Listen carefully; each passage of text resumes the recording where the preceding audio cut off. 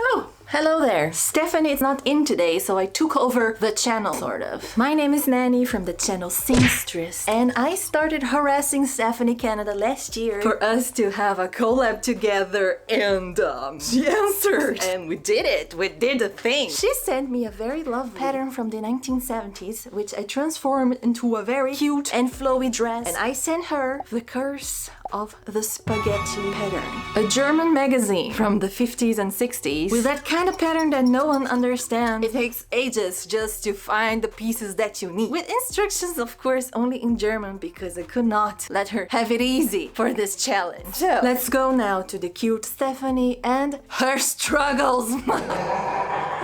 One eternity later. Hello. Hello. So, USPS did its job perfectly, okay? It did?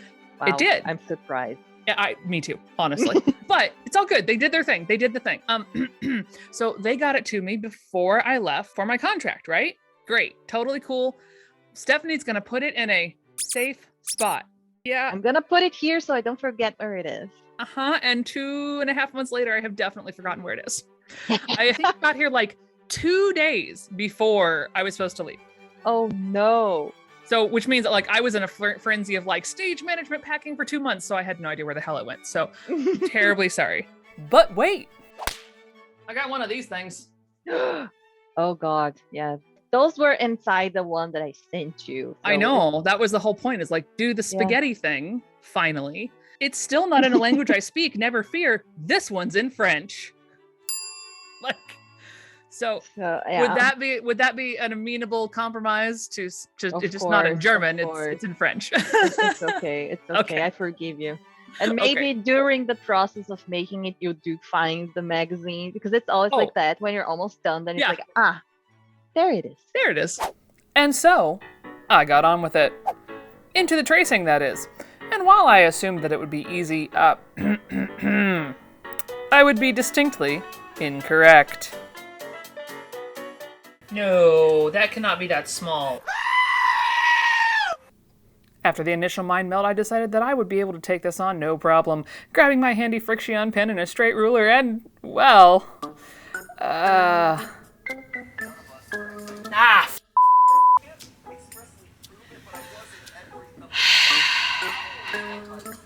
Instead of just staying on the little tracing mechanism on top, it decided to soak all the way through, and well, while I guess I am glad that it wasn't pencil so I don't have to erase this very old paper, I am going to have to iron it to get all of those marks out. Am I excited about this? Absolutely not. Finally, with the first piece under my belt, I realized, oh boy, there's a whole lot more, and I should probably get working.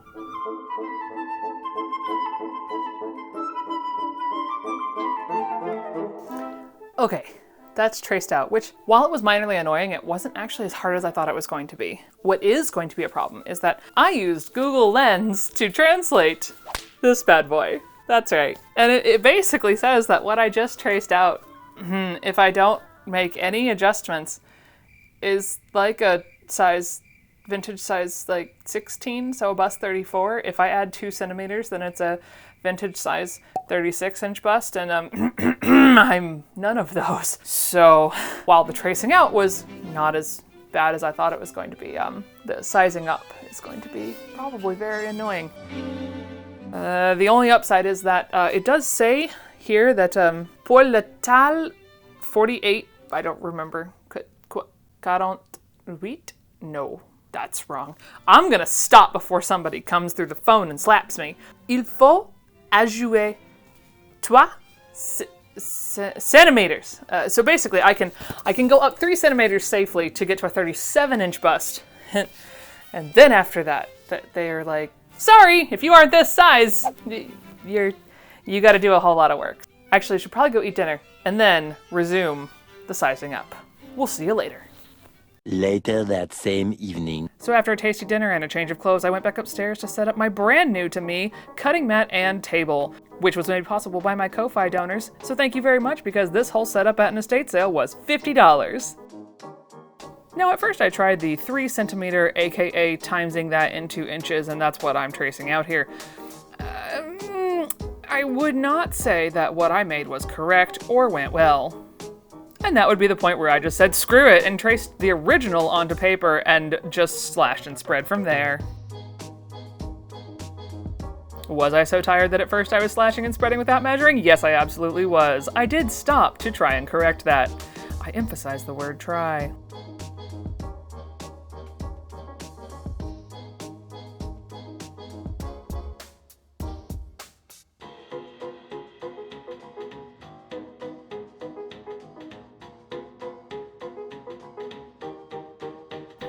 And with a half-hearted attempt to throw it up to my body to make sure it vaguely looks the way it's supposed to, I went to bed. While I exemplify some type of human on the internet, I am not one that is very good at getting all of the steps. Insert day 2, where you can see here that I have made a mock-up and not a single bit of it was on camera. I know what'll fix it. Ha! So this is me half-heartedly attempting to see if I'm even vaguely correct with this bad boy, and, well, it's a thing. I guess this'll do. Now I gotta figure out what I want to make it out of.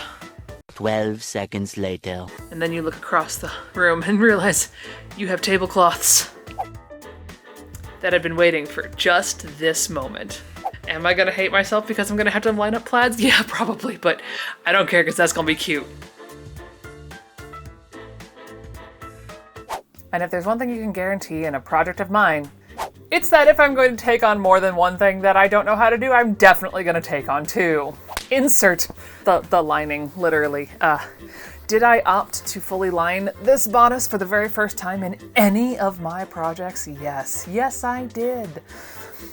Do I know what I'm doing? No!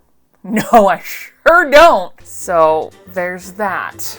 So the thing is, I've seen other people do linings before, and it looks annoying but doable, right? So I took my mock-up that I had done, not on any type of grain whatsoever, and I'm sure that'll bite me in the end eventually when I go to wash this thing, but that'll be a problem for future Stephanie.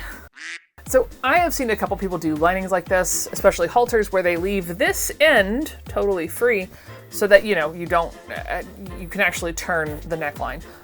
I don't know then what's supposed to happen next, but I'll figure that out once I'm done, and yeah, it's fine. Also, this is how the bodice was designed, supposedly according to the cutting layout, where like this pointy top here is like, it's taller. Like here, I'll show you this side. This is fully like an angle up and this is straight across. I don't understand. And I have no magazine for which to clarify, so I guess I'm just gonna have a fancy back dress, or I install these upside down and I'm just gonna be okay? Unclear at this point, but I'm sure it will show itself the first time I try this thing on. I'm not looking forward to that, but okay, whatever. So here's what I'm gonna do. I'm gonna take this, I'm gonna snip all of these corners so that it doesn't turn like a son of a monkey, and then I'm gonna go ahead and give it a sew with a top stitch because I don't trust that this is going to stay the way it's supposed to.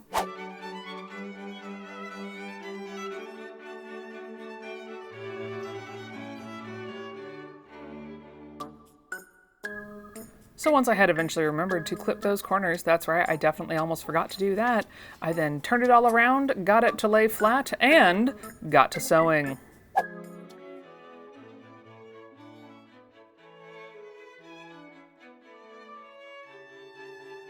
Okay, so the next steps are, take these 4 panels, which I was going to do a gathered skirt style, and instead we're going to cut a little angle so that there's less bulk because this is a very beefy fabric.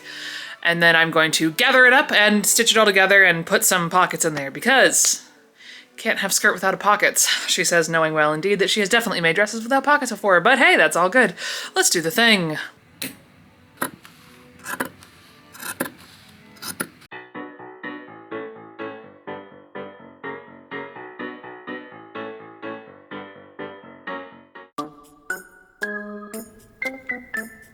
And now it's time for a little white floof. Well, you might as well say hello.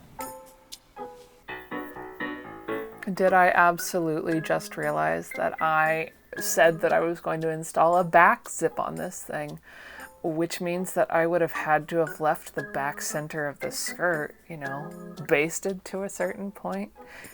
Did I do that? Of course not. So now it's just me and the seam ripper to open up that back a little bit so that I can actually attach it correctly. Crap. And then once I had ripped out the back center of the skirt, you know, sort of like my soul in that moment, I then went ahead and top stitched down all that floof to the bodice. Am I going to regret it in the future? Well, let's just wait and find out.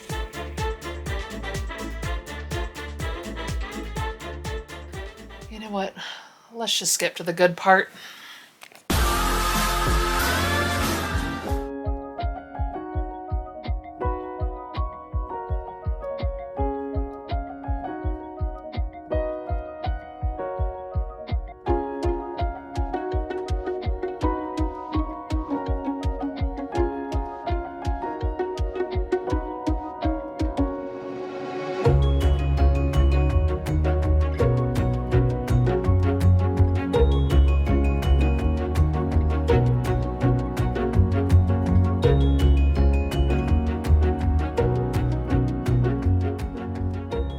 When you want a big rear without a big deal, what are you gonna pick? Ass pockets.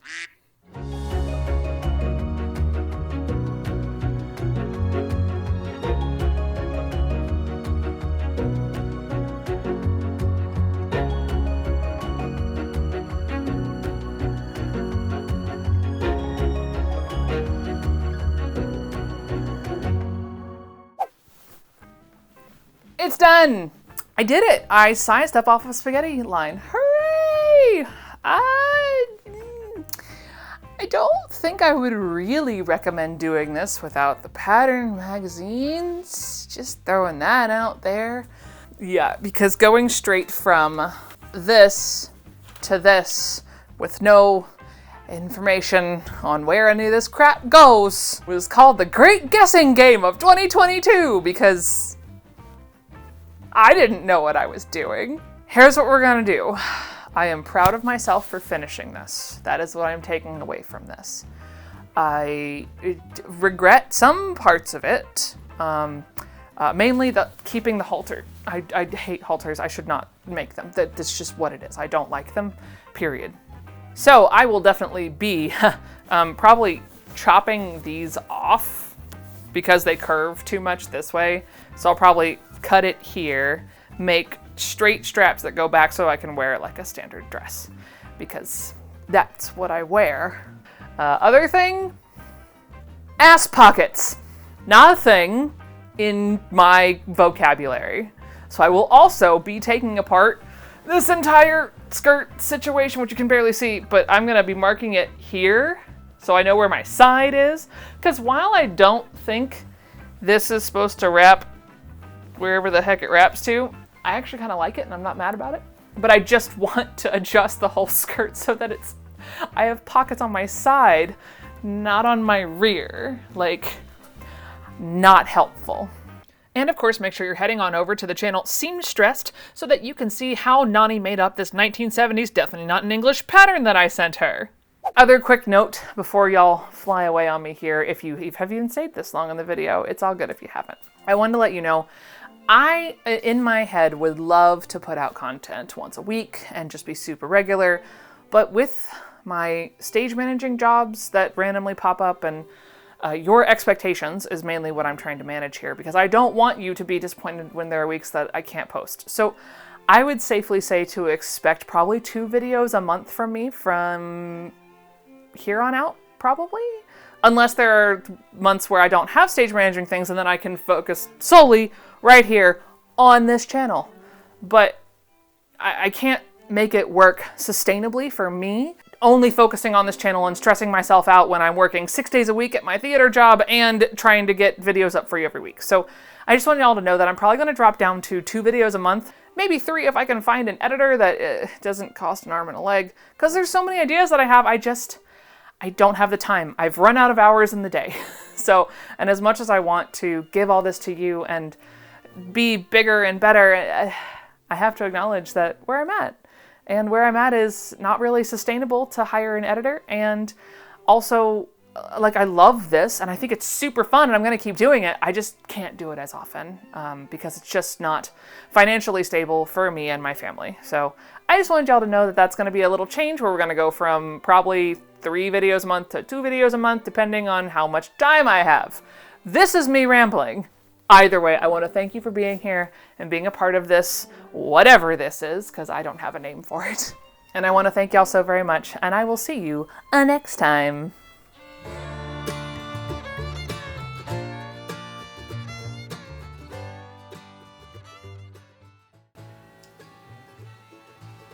For the record, this is me angry sewing and no longer giving a fluff. And this is recording this time? Yeah, okay, great, good. Oh, there's a microphone there. Found it. Yeah, no, I can almost guarantee check in the fridge. I always put things in the fridge by mistake.